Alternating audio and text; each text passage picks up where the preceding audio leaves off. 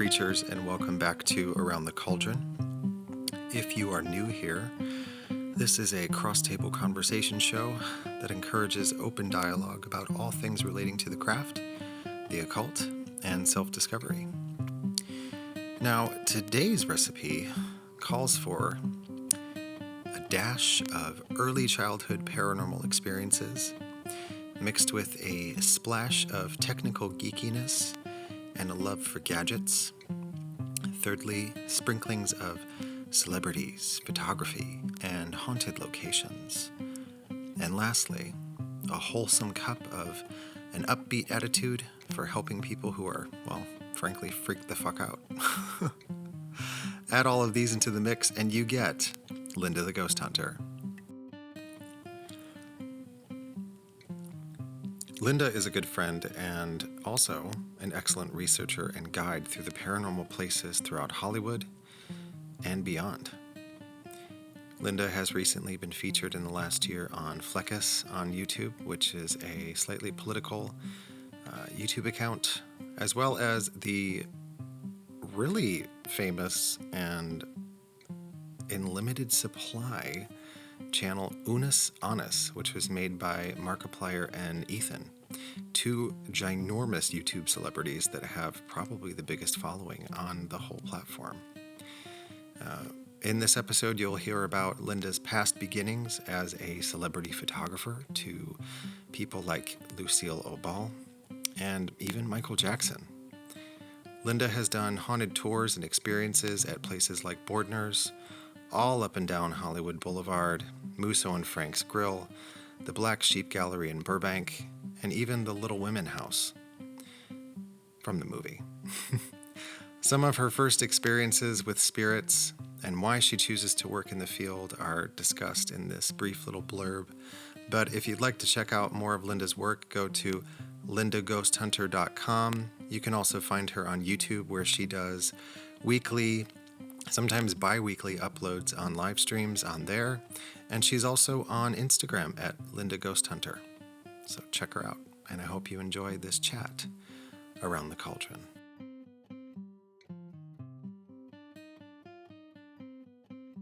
So when you said one of your first experiences, you saw your grandmother, what did she look like? Was she like transparent? Was she just completely solid? Did she talk? Did you hear her with your ears? She looked just like you look to me right now. I she had Instagram? Okay. She had Instagram, and she had about 5,000 followers now. Okay. I remember my family had this house in San Francisco. It was a beautiful house. It was way Yeah. up in the, and I used to love to play upstairs, away from the adults, because I was the only kid. Yeah. And I went into the bedroom. She passed away, and not knowing she had passed away in this bedroom. And so I see her putting her makeup on, sitting at a makeup desk, putting her makeup on, looking in the mirror. Mm-hmm. And I thought, oh, that's my grandma, because I'd Wow. seen pictures of her, And she looked at me and she smiled. And it wasn't until I actually realized what just happened Mm-hmm. that I got spooked. Had I not put two and two together, it would have been a very pleasant experience. But that was quite frightening, actually. And all, you said that you shut it off for a long time. I Like, did.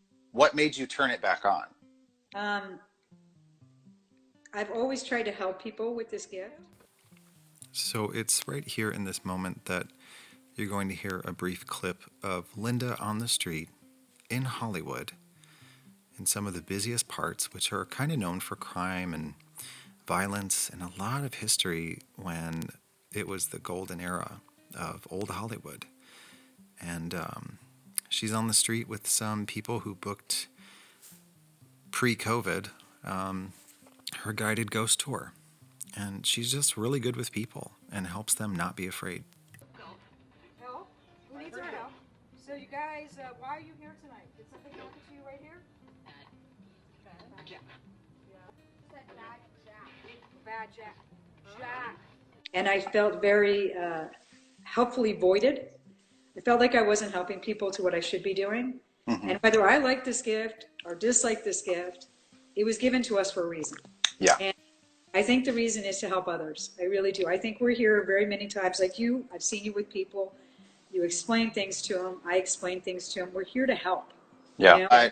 You used to be a celebrity photographer. And on your website, there's you with like Lucille Ball.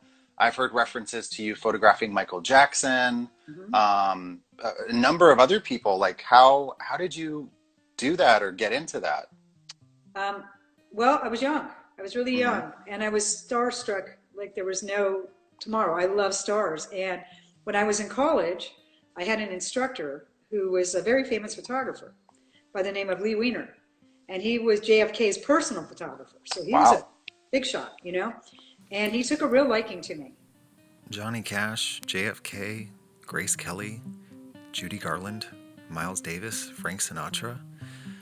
I mean, the list goes on. Lee Weiner is in national museums, and in over 50 years of his professional photography business and career, he was just one of the best, and Linda got to learn from him. Sadly, he died in 1993, which was around the time that Linda was really coming up in the world, shooting celebrities like Michael Jackson and Lucille Ball. And, he said, after about halfway through the course, he said, do you want to stay in school or do you want to be a photographer? And I said, don't I need to finish school to be a photographer? And he said, nope. And so he actually sent me out at that point. The first shoot I ever did was with Life magazine. No shit. No shit. I Wow. mean, that was like, woo, only like the biggest photographers worked for Life magazine. And they weren't really into the celebrity scene. So Hmm. I didn't stay with them very long. I got more into People magazine and Us, and of course the National Enquirer. How could you not do Yeah, that? of course not. Yeah. But at this time, you have to keep in mind, I was not a paparazzi. Hmm. There was no chasing. There was no cars involved. There was no people throwing things at me. That came Yeah. later when that all started to happen. But people knew I was going to be there. I was hired by their publicists. I did their kids' birthday parties for them. I did Lucy's grandchildren's birthday parties for them. I did Jacqueline Smith's kids' birthday parties for her friends, weddings. I mean, I did a lot of private jobs for a lot of different celebrities. In the time that I've known Linda, I mean, she's got gadgets and gizmos aplenty, let me tell you. I mean, she's created some very unique and kind of bizarre devices that I just can't wrap my head around. But the data and the evidence that she gathers and the way that it backs up with, in times I've even worked with her, my intuition and the things that she's corroborated and, separately come to the same conclusion in a scientific way. I mean, she really knows her stuff. And it's at this part of the conversation that we begin to discuss a private location that she and I investigated together up in the foothills. I can't say where, because it was a sober living space and rehabilitation center. But they were having some really heavy and intense activity, and I decided to tag along with Linda and help her not only find out if the space was haunted, but do a cleansing if necessary. Naming any names or giving any information away. Apparently there's been a creepy amount of activity, and we're going to go figure out what's happening and possibly do a cleansing. Incredible. You were saying, I feel a negative force behind me. I remember this so clearly. And I take and I hold up the infrared camera, and there's a full body apparition standing right behind you. It was amazing. It really Yeah. was. And then, so from Hollywood, and we'll just keep talking about the ghost walk that you did, because that's kind of another way that I met you, was going on some of these walks. Yeah, We actually got a question. Somebody just asked, does Linda know about any hauntings at Bordner's? I do. Talk about making your skin crawl. Yeah. Hanging there, I mean, I've been partying there since the 80s. And when I've been there, I've always had this feeling that something is there. Hmm. And it wasn't until, like you, that, you feel nuts. You really do. You feel crazy. Yeah. And then when I got this equipment and I started verifying, not only was I feeling these things, my God, this stuff is happening. And I have had direct answers to my questions there. I've had people generate all my equipment. It is absolutely incredible what Yeah. is happening. It's just, these are all of Hollywood. I really feel this. I always say this. When I started my tour, between you and I and whoever's watching, I thought it was going to be a joke. I thought it was going to be a one-shot wonder. I thought, nah, there's nothing here. Yeah. I don't think I could doing Hollywood because there's so much to see and there's so much to experience there and there's so much debt and so much history. Musso and Frames, the Vogue Theater. I mean, every place you go, there's a great historic thing that's happening. If you're scratching your head going, what the hell are these names? I do not understand what they're talking about. These are historic businesses, landmarks, restaurants, theaters, public spaces that have existed all around Hollywood for decades. And they just are notorious for being haunted. But so is Hollywood Boulevard. And hearing the way Linda so passionately talks about never being able to give up the ghosts that are there, I can totally agree with her. There's a lot that just, I don't know. People walk over those stars on the boulevard, but I think they also forget the enrichment of history and creatives and all those lost and broken dreams that just fade away because we forget about them.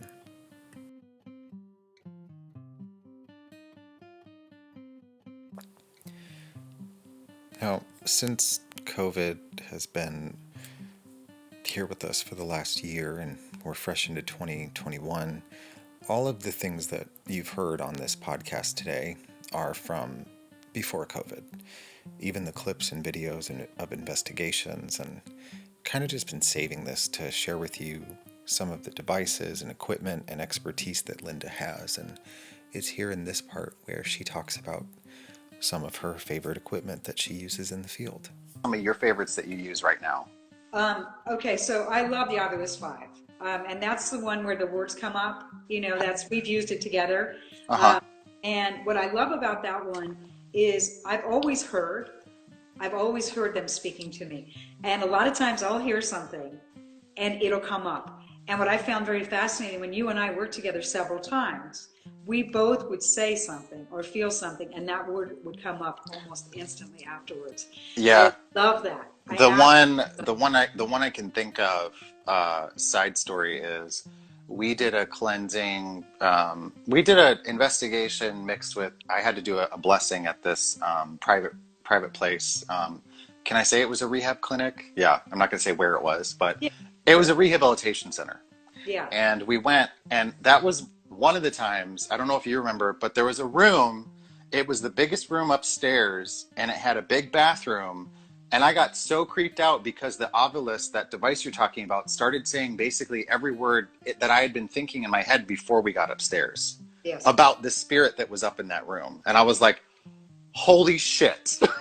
And it turned out, what was really interesting, I remember this very well, when we finally were able to kind of converse with one of the guys that worked there. Do you remember? He said this guy who lived up there was very religious. Yes. Because we were getting all these religious connotations. Yeah, we got prayer, we got Bible. The area that we were facing against the wall, it literally, I kept seeing someone like kneeling to pray, and then it kept saying prayer or something like that. It was strange. It was weird.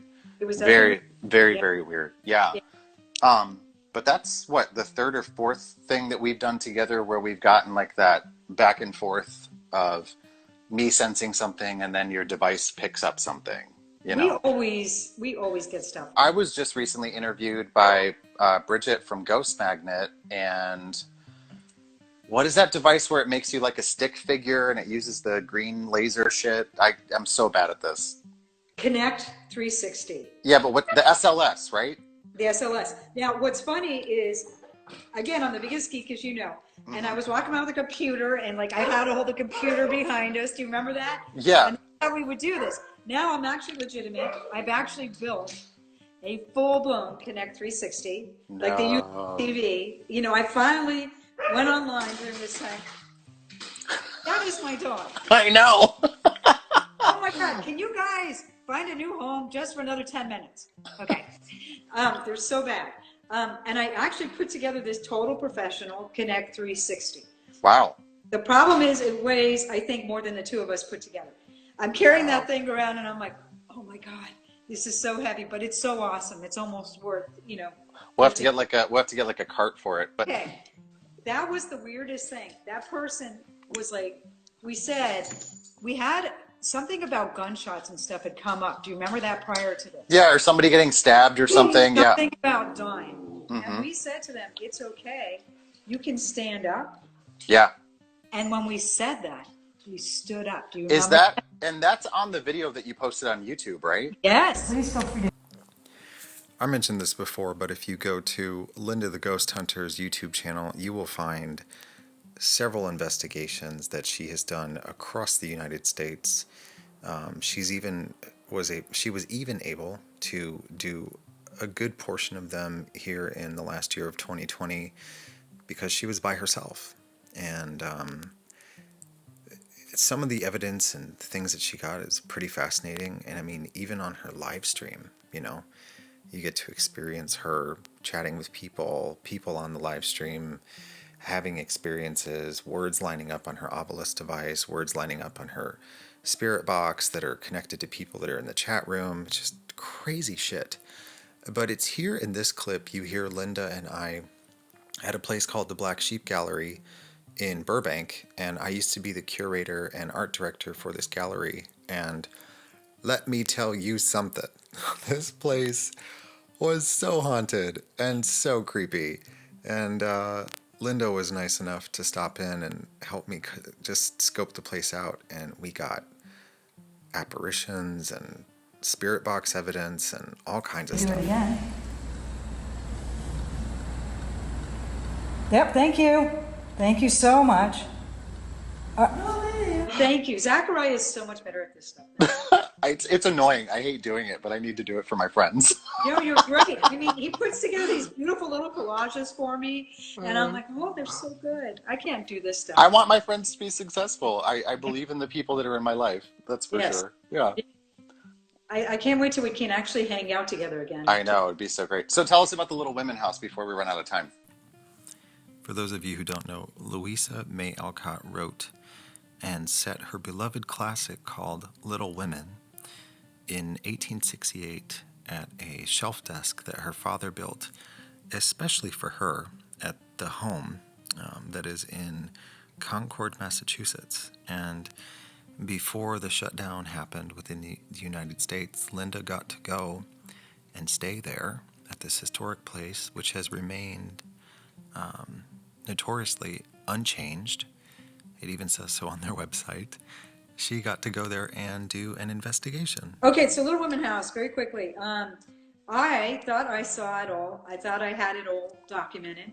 And there's been so many people that have seen faces that have popped up, full body apparitions, have heard things I never heard. And I listened to it and I'm like, oh my God, there's so house.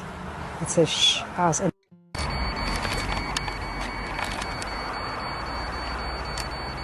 Look at the REM pod. Somebody's standing right here with us. I mean, this is why please subscribe to my YouTube. And I actually read what you guys write. You know, I'm not some big shot celebrity. I read all the things you guys write. I might not always comment because I suck at commenting, but I love it. Like, I really learn from you guys, and that makes me so happy, you know? It's amazing. So the Little Women House in, you said Concord, Massachusetts. What's one of your favorite spots? I don't know, somewhere else in Europe that you've done or, experienced? Well, I will say this as a kind of I know we're running out of time. I was in England at one point seeing a show with a very good friend of mine, a theatrical show. And I see this woman walking back and forth down the aisle. Yeah. I mean, I see her and she's wearing a costume and I'm like, she doesn't match this show. Mm-hmm. And she's actually bugging me because she's taking my view away from the show I'm trying to watch, right? Yeah. And up and down, up and down, up and down. And finally I realized this woman is not alive. I am seeing a ghost from another time. And she was so angry. She was just walking up and down and she was getting madder and madder and madder every time she walked by. And I looked at her and I'm like, I'm trying to watch the show. Yeah. And she disappeared. It was like she just wanted someone to acknowledge her. That's usually a lot of what it is. So that's a good thing to mention to people too. Like usually Yeah. there's a majority of the time in my experience, and I'm sure Linda just said it, a Yeah. spirit really just wants to be acknowledged, and then they just kind of move on. They They like do. literally. Um, So that concludes my interview with Linda, the ghost hunter. I am so grateful for her knowledge and expertise and just the shared experiences and even the unshared ones. She's a wealth of information, and frankly, somebody needs to give her a fucking TV show. That's just my opinion. If you would like to contact Linda or follow what she does online, you can go to her website, lindaghosthunter.com. You can also find her on YouTube, which she's really enjoying the shit out of that, so she would love it if you went over there and hit that like and subscribe button and followed her live streams and her videos that she uploads. Beyond that, she is also on Instagram. You can find her at Linda the Ghost Hunter on Instagram. And I'm hoping soon we will be able to record a new and fresh and recent batch around the cauldron with Linda and have a nice conversation about all the new things that are brewing and bubbling and coming up over the horizon. So, thank you so much to everyone who has contributed their thoughts, feelings, desires, messages. If you would like to leave me a message, you can find the links in the description of this podcast episode, and you can share your stories or questions. And be sure to follow me on Instagram at Zachariah the Witch. And if you would like to also get some guidance or spiritual advice, you can go to my website, zachariahthewitch.com. I hope that you are safe, that you are feeling refreshed, revived, and a little inspired to be just a little bit weird, because we're all pretty magical, right? Peace and blessings.